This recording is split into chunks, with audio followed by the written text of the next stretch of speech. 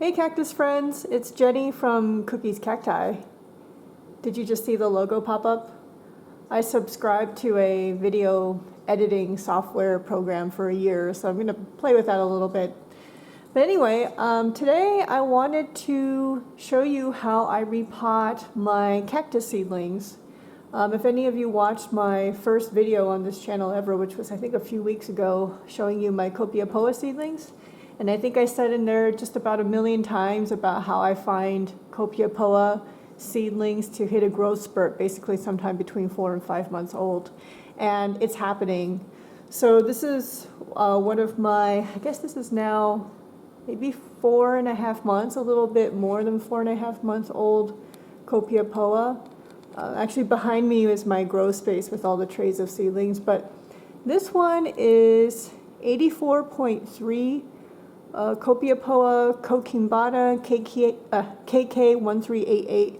This is from Mesa Gardens. Let's see how this goes. You can see it's not completely filling the pot, but these guys are growing pretty fast. And you see over here, oh, by the way, these are those barbecue skewers that I mentioned in my repotting video of that astrophytum. These are the skewers that I have all over the house and all over outside. But look, some of these are growing so fast that they're crowding each other. And the worst thing is, I doubt you can see this. There's a little one that got squooshed between this plant and then the side of the pot over here, and it's dying. And so I've just decided, we haven't hit 5 months on these Copiapoa yet, but this one is getting to the point where I feel like if somebody's dying in here, then it's time to do something about it. So let me see if I can zoom in and show you. So these guys have definitely hit that growth spurt, and there's more behind me on my other pots that have already started to do this, and they're crowding each other. But I thought I'd go ahead and repot these, and why not show you? So I'm inside my house, and I'm on my craft table area. I used to do leather work, and then now that's been completely overshadowed by my plant obsession. So I'm on my craft table. It's a mess up here, but probably not as bad as it outside. But let me show you. This is the potting mix that I use for my seedlings. It's Miracle Grow seed starting potting mix, which is basically peat moss with some perlite in it, although there's not a lot of perlite. And then I have this other Miracle Grow perlite, which is just plain perlite, but I think it actually has some, what is it called, like a wetting agent, and then there's some very light fertilizer in both of them. But this was actually suggested to me by somebody on Instagram, saying that some people just use 1-to-1 of this stuff, and I thought I'd try it, and I've had decent success with it. Whether that works for you is a different story. You'll just, if you're willing to try it out, but if anything goes wrong, don't blame me. But this is what I've been using, and this I just purchased at my local Home Depot. And I mix it, here, let me show you. I've got a bowl of it over here. I find that the seed starting mix over here, the consistency varies from batch to batch. So sometimes it's fluffier and sometimes it's denser. So my proportions of perlite to seed starting mix kind of varies depending on the consistency of the mix. I would say very roughly it's at least 1-to-1, and oftentimes, sometimes up to like 2-to-1, where perlite is the 2 and the seed starting mix is the 1. But I try to get it to look something like this. So this is what it looks like when it's dry. You can kind of see that. Let me just move it around a little bit. It looks kind of like this. See, there's a lot of white in it. And then I pretty much just mix it to try to get it to look kind of like this every time, regardless of how dense or how loose the seed starting mix is. But that's what it looks like. And then what I do is, just like with my adult plants, even with my seedlings, I like to use moist soil mix. So I'm going to add some water in here, and we're just going to do it right here. Let me see how this is going to work. So I'm adding water. I'm not completely soaking it. I'm just trying to make it moist. And this is not scientific. It's all eyeballing and guessing and checking as you're going. All right, you see it's clumping a little bit? Clumping, but still somewhat fluffy. All right, it's sticking to my hand a little bit. All right, I think this is ready. So that's what it looks like when it's moist, right? Okay.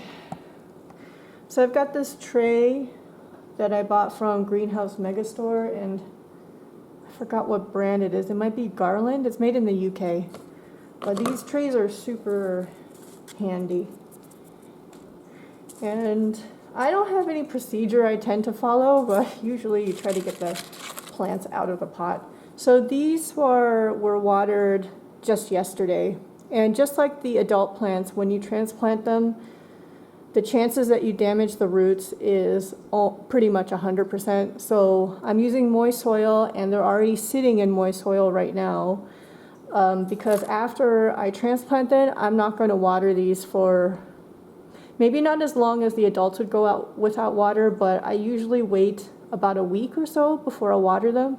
So if they're already sitting in moist soil, that'll help them hold out without being watered for a while. And also, I think it promotes healing for the damaged roots. And this is using that same principle with the adult plants, which was I learned from the Peter with Plants, or Peter W., from Cactus Quests or Hunters videos. All right, so I'm gonna go ahead. This is the first time, so these again are about just over 4.5 months old. This is the first time I've ever taken them out of their pot. So this is what they had germinated in and grew up in. So let's take a look. I'm gonna try to be gentle, but I've done this before where I did this and all the plants just fell out, like all the seedlings fell out. I'm gonna just a little bit of squeeze and help loosen up the soil.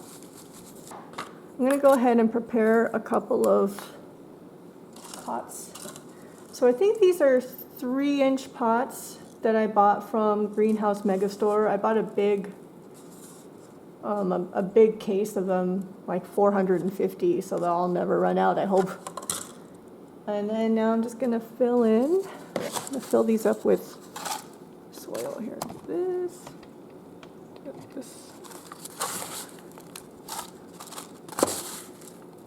And then the seedlings will probably live in here for, well, at least until they outgrow the space. But I'm guessing they can probably hang out in here for another 5 months, unless they grow way faster than I anticipate, but we'll see. So you have like spoons and protein powder scoops. I used to work out a lot and like take protein powders and all that, but I have stopped doing that for a little while now. All right, and then let me show you these.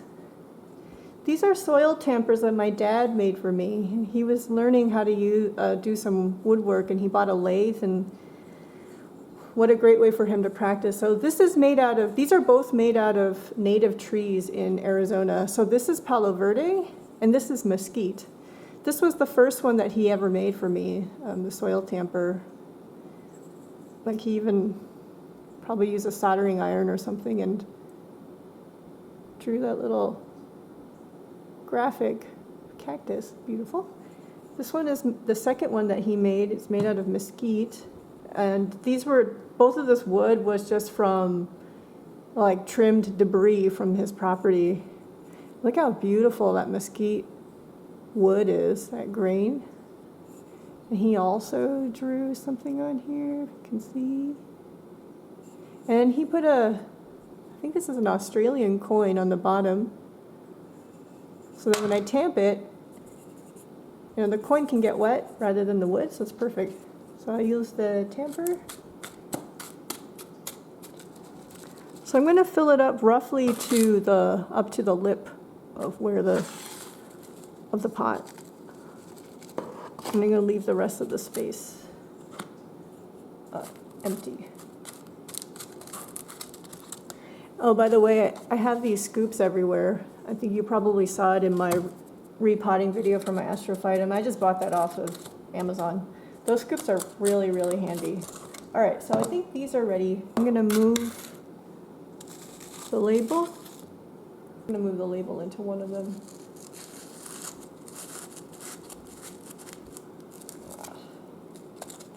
That.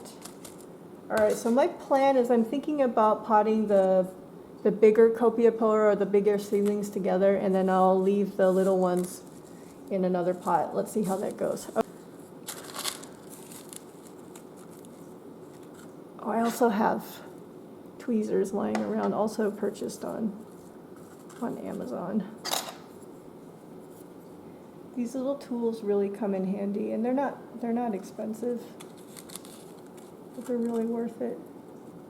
Oh, that root actually goes down pretty deep. Get it, okay. Whoa, look how long that root is. Can you see it? Let's see, how am I gonna do this? Oh! I'll just put it down, that's fine.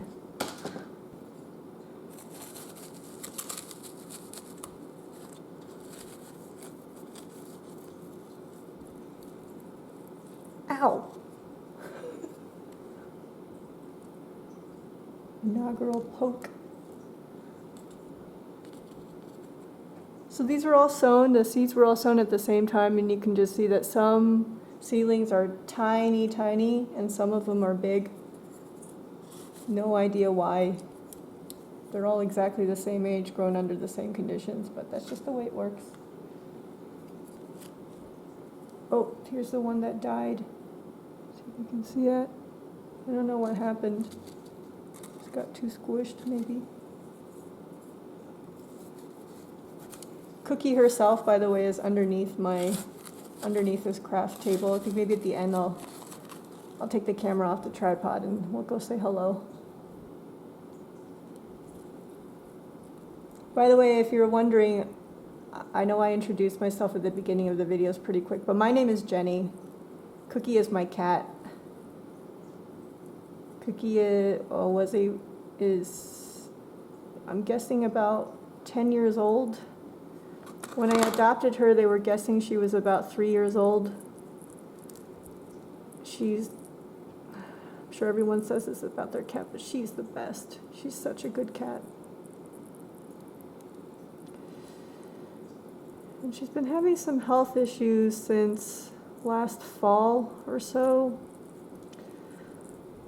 So I've been quite worried about her. Oh, you can see those roots are kind of tangled together. Let me see if I can manage to separate them without destroying them. Here, I'm going to use a little bit of water. A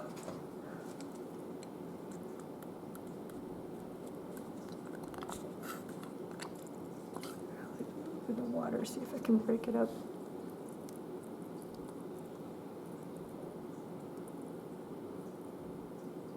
Yep, that helped.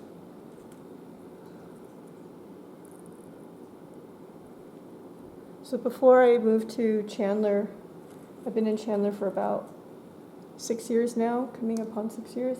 I used to live in California, and prior to Chandler I was in San Diego, and that's where I got Cookie from.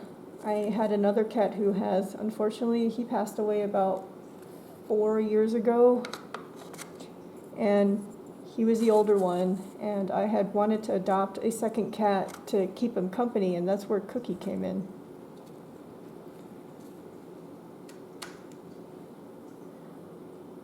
So originally I had gone to, if you've ever gone to Petco or PetSmart, they usually have some partnership with a local like cat adoption agency or organization where they take in animals, strays, or maybe animals that had to be given up for adoption, or even sometimes because the owners had passed away. They would help them foster them and help pair them up with, a new pet parent. And I had gone into Petco looking for a companion to my other cat. His name was Mio. And I had my eye on another cat, at the time, and there were no volunteers at that hour. So I went back, I think maybe the following weekend when they had volunteers on site, and it turned out the cat I had my eye on was not good with other cats, and they suggested that I take a look at the other cats that were available, and that's when I met Cookie. She has one arm that has an orange stripe, or orange striped arm, and it is very attractive. And I don't know why I decided, I just like, okay, I'll take her. And that's how Cookie came to be. That was 7 years ago. And I moved out to Chandler. Got a job opportunity out here, so I took it. And I was kind of looking to leave California at the time, so it was perfect. So I moved myself and my 2 cats out to Chandler. We lived in an apartment for a year, and then I found this house, and we've lived here ever since. And Mio died about in 2018, which was absolutely heartbreaking. He had lymphoma. And then, so it's just been Cookie and me for the past 4 years now, a little bit more than 4 years. All right. Oh boy, these are the biggest ones. It's interesting, even though I'm talking to myself to a camera, I kind of feel like I'm talking to you guys. It's kind of a strange sensation.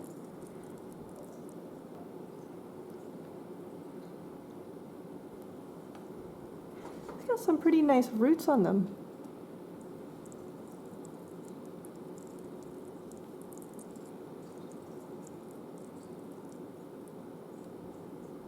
There we go. There we go. Look at this. Pretty nice. That's the biggest one. This one might be the second biggest one.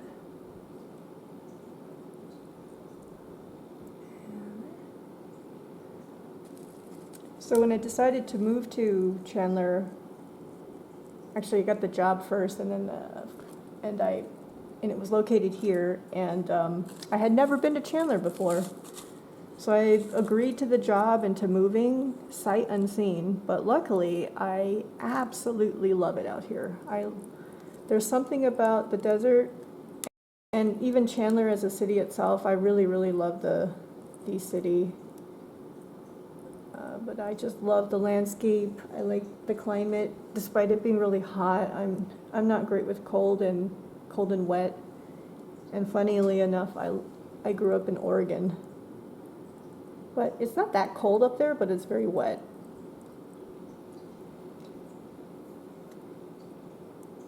But I love the climate. I love the scenery. I love the plants now. Like, I really, really love it. And I don't know, I think I found my place. You know, found my space. All right, so let's see. So I have one of these things that I also bought off of Amazon. I think this and the tweezers and everything, and even this like little scoop, and I have a little brush, and they came all in one kit, and you can get them for really very affordable prices on Amazon. But okay, let's do the big ones first. All right, I never have like a good plan. Like, that thing will make a hole. And then the other nice thing about if you use moist soil is that if you do stuff like this, the soil will like the hole will stay in place. Whereas if you have dry soil and you do that, it will just fall right back into the hole again. So that's one thing that's really nice about the moist soil. And that's certainly not an original thought. That's exactly what Peter W. said, but all I can say is I can confirm. And then what I'm trying to do is I'm trying to get the roots to sit such that the roots are not like holding onto the side of the hole or like kind of flipping up and either being upside down or flat. I want the roots to be as vertical as I can. And I think there's way better ways of doing this, but this is how I do it, which probably is not the best way to do it. Oh, the roots are pretty long. It's great. This is also a good chance to check how your plant is doing. I'm gonna do the roots. Look, healthy. Are there roots? Sometimes I get these seedlings out and it has like no roots on it, which is always surprising. So that's the tricky part. Still the tricky part. These guys grow pretty fast, so if you plant them really close together, it's likely you're gonna have to repot them sooner. But that's also the best use of space. On the other hand, if you give them plenty of space, between each other, then you can probably go on, a much or longer period of time before you have to repot, but it takes up a lot of space. This is life, right? Trade-offs. I'm an engineer by profession, and that's all we ever deal with is trade-offs. All right.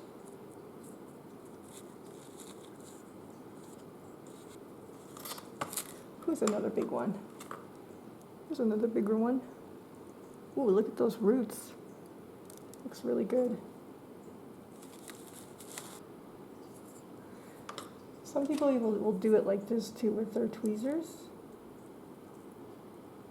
You do it like this to guide the roots downward so that they're... I think there's lots of repotting videos out there. A lot of them for seedlings too that you can find. Probably Desert Plants of Avalon, Cactus Caffeine, Cactus Quest, and amongst many others. I find that the big ones will continue growing because they're the fastest ones, that they will continue growing fast, and the little ones will just continue growing slowly. I have also found Copiapoa to be relatively robust plants when it comes to repotting them, although I'll be careful. I'm not sure if it's true, if it varies from species to species, but things like this coquimbana I have found to be relatively robust. I won't say the same for other species just because I don't know.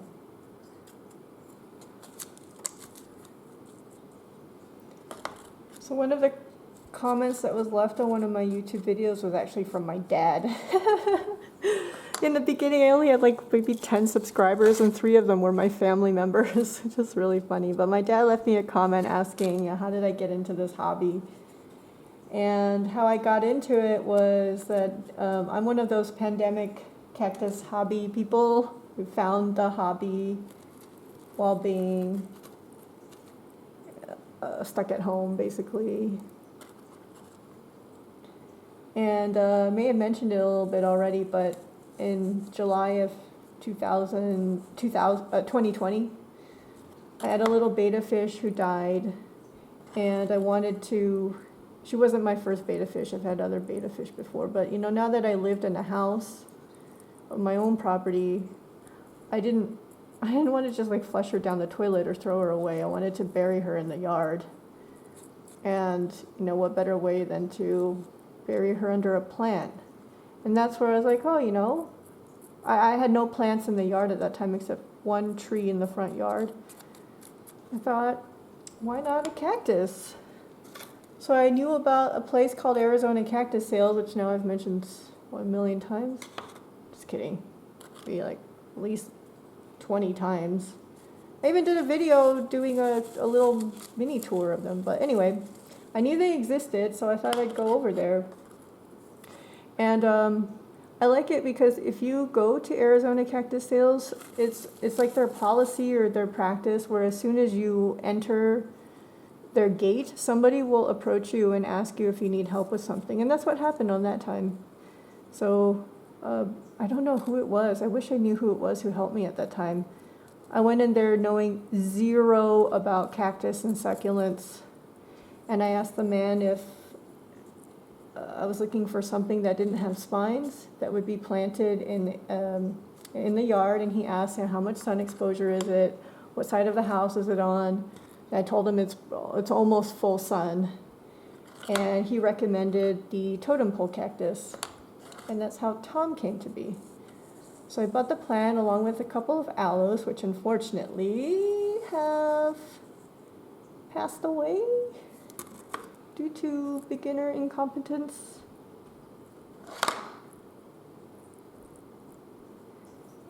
So I dug a hole in the ground and I planted Tom with my fish underneath it.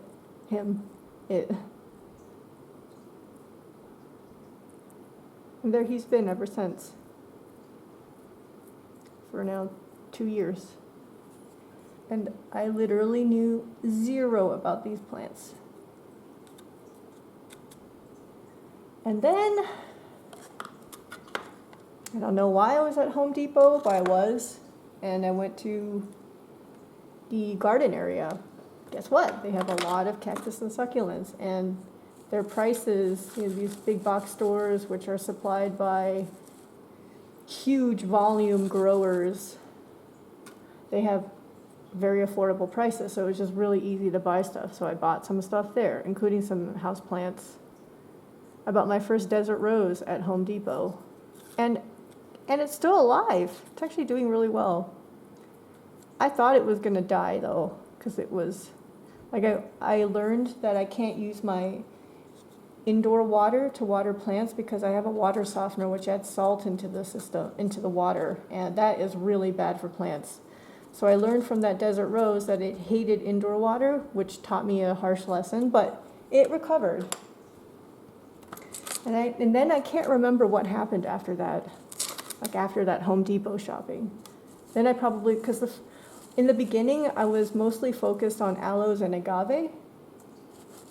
So I would go to Home Depot, and every time your focus would shift to something else.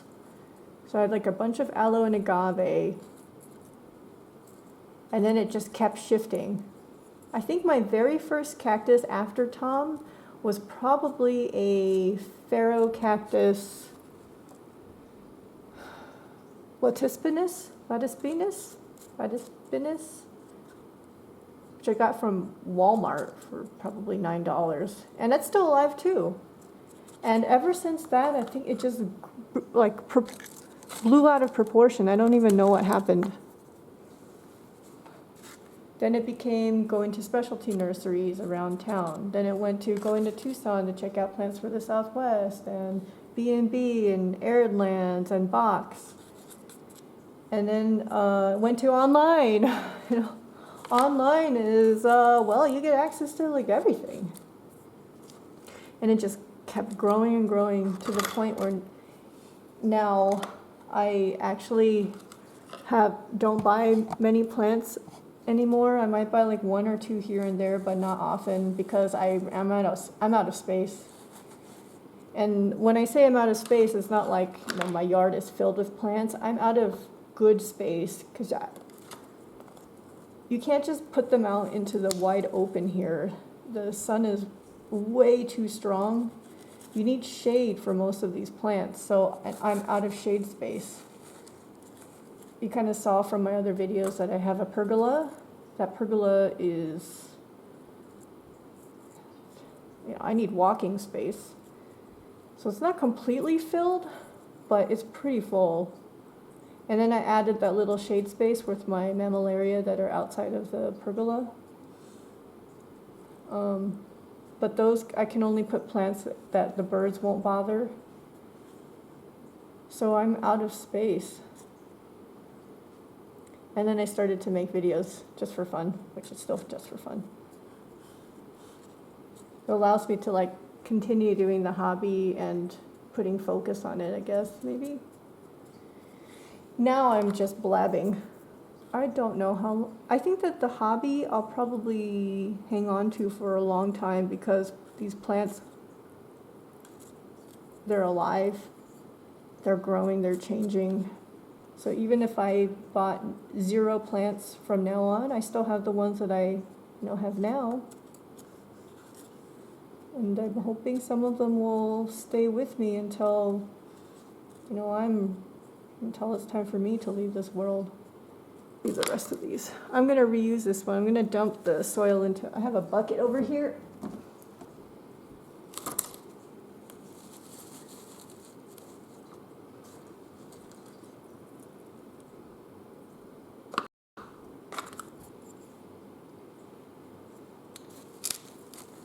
So, how many of you like long format plant videos?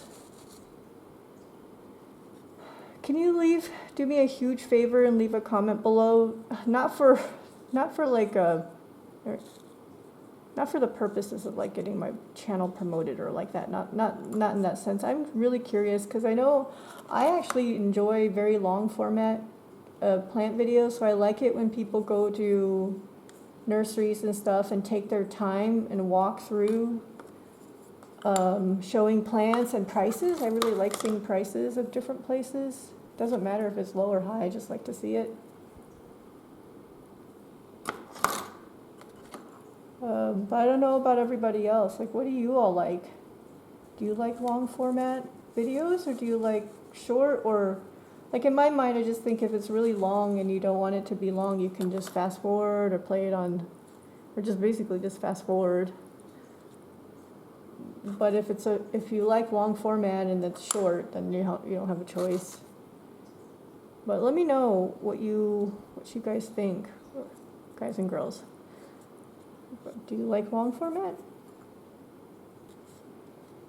I don't know who would watch this for 45 minutes, but I think I would. If somebody else had a video like this, I'd probably watch it, the whole thing. I like to leave it on when I'm doing other things too. I don't know what it is about the little bit of background noise. I like it. See, like this one's little, and it has a little root. Not nearly as deep as the other ones. So I'm going to plant these little ones closer together because they'll continue growing slowly. So there'll be enough space for them. Maybe let's put one of these bigger ones. Oh, look at this one. It's a nice root system. Ooh, look how long that one is. Oh, and by the way, during the pandemic, this hobby was also, such a one that fit the time, because when you go to nurseries and garden centers and stuff, they were all outdoors. So you could go to, you could continue this hobby and continue shopping for things, and if you want to get out of the house, there was actually somewhere to go that wasn't closed. It was an outdoor space and all of that stuff, so that was another reason why I just got so obsessed with it, because if there were other things to do at that time, I probably wouldn't have gotten into it quite like this.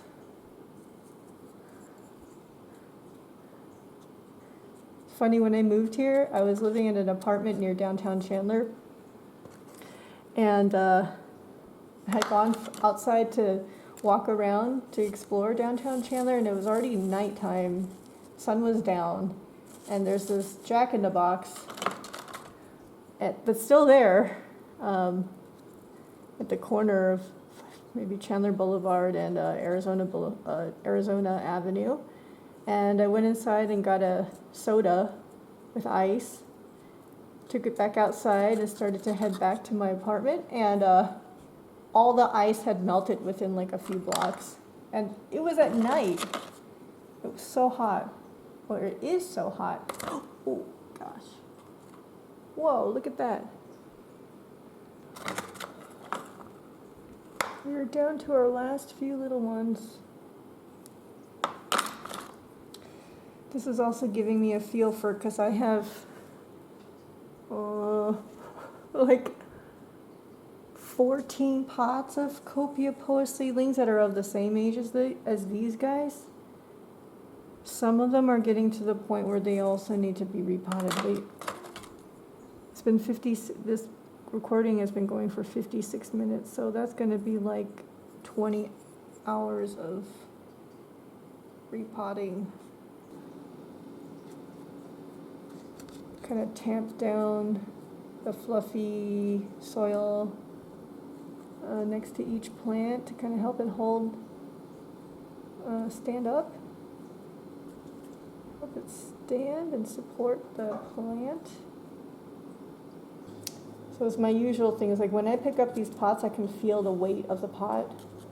Right now they're on the heavier side because the soil medium has water in it. All right, so my last step now, I've done the most that I can on that tamping. This is decomposed granite that I have sifted and washed. I have this sifting screen I bought off Amazon that has different, sizes of screen mesh. And so I'll use that to kind of get uniform size of granules. And if you saw my repotting astrophytum video, that is the same decomposed granite, but it's much larger grain. This is kind of my medium one. So I'm going to use this as top dressing.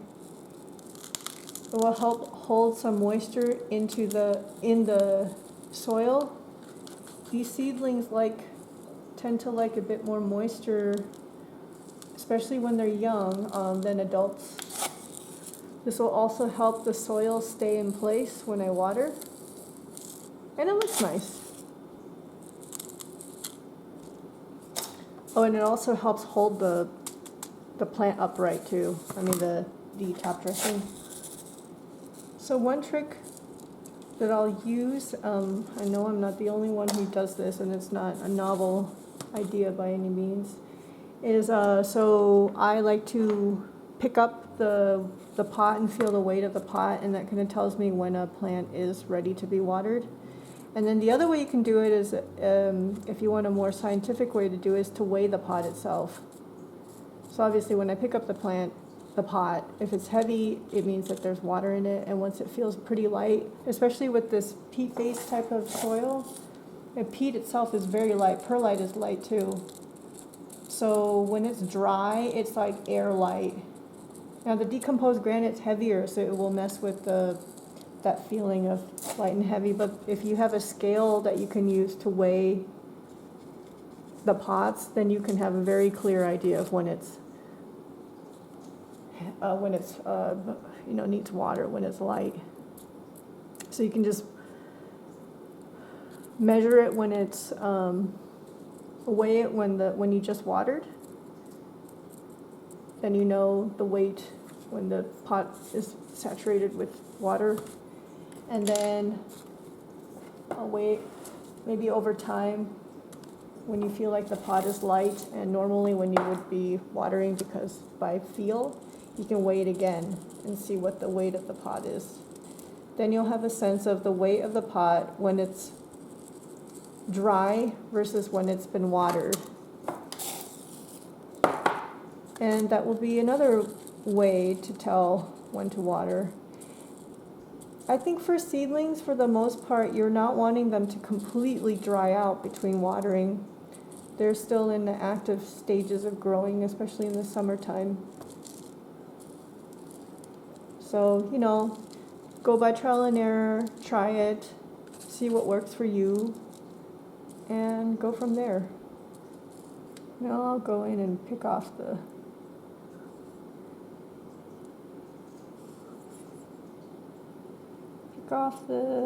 granules of top dressing that are stuck in the spines. By the way, I forgot to mention that Cookie was I talked about how I found her at the Petco adoption agency place. But her background was that somebody found her wandering around some neighborhood in San Diego, and she's a really friendly cat, really friendly girl, and there were like nice people who were feeding her, and then one lady thought she was such a nice cat that she tried to take Cookie home, and she did, but she had another cat living with her at the time that wouldn't accept having another cat in the house, so that's when she turned her into this adoption agency, basically a foster organization, and they put her up for adoption. And so she used to be a stray cat. All right, how are we looking here? All right, so I think we are done. So I will not water these guys for at least, I think probably 7 days, maybe 5 days at the earliest, but I'll probably wait a good 7 days on this, so 1 week. And so I'll mark that, and I will just hold back on watering. And because they're already in moist soil, it won't be so bad for them. And then after that, I'll continue watering them as normal. And for 5-month-old plants, I've been watering them, I think, once every, well, they're not quite 5 months old yet, but they're being watered about once every 5 days. All right, let me take this down and let me show you.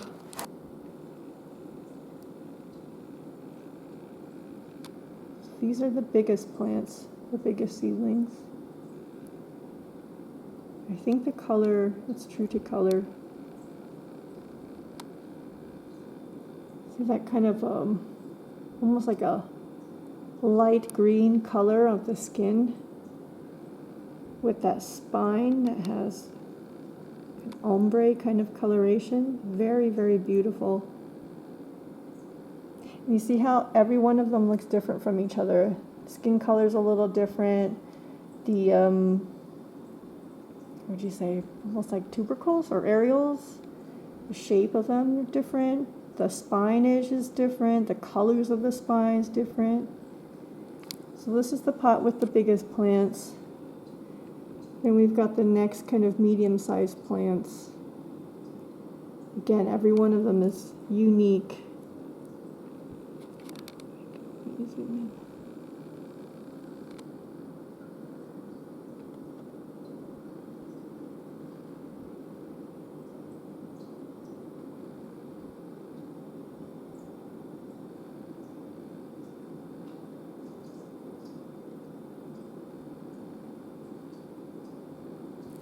And last but not least is my last pot with some medium and my smallest plants. So these are kind of the medium-sized ones.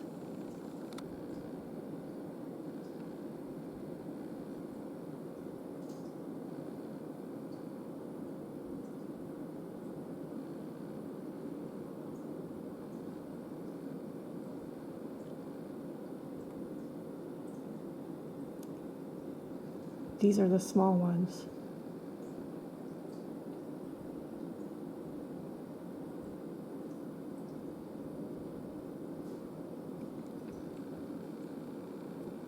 Alright, so yeah, this is what it's like when I repot my seedlings. It's pretty much like this every time. So I have my soil mix, which is a mix of these two.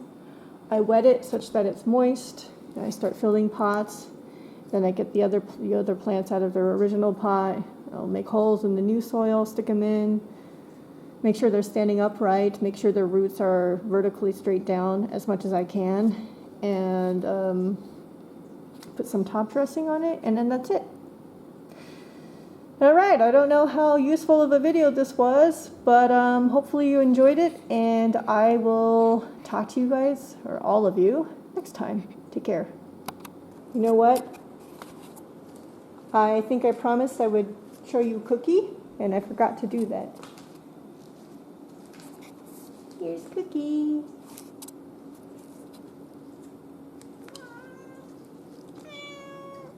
Hi, Cookie.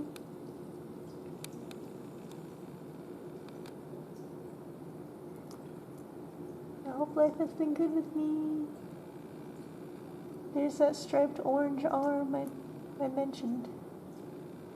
Good girl, Cookie. My little companion. Okay, bye.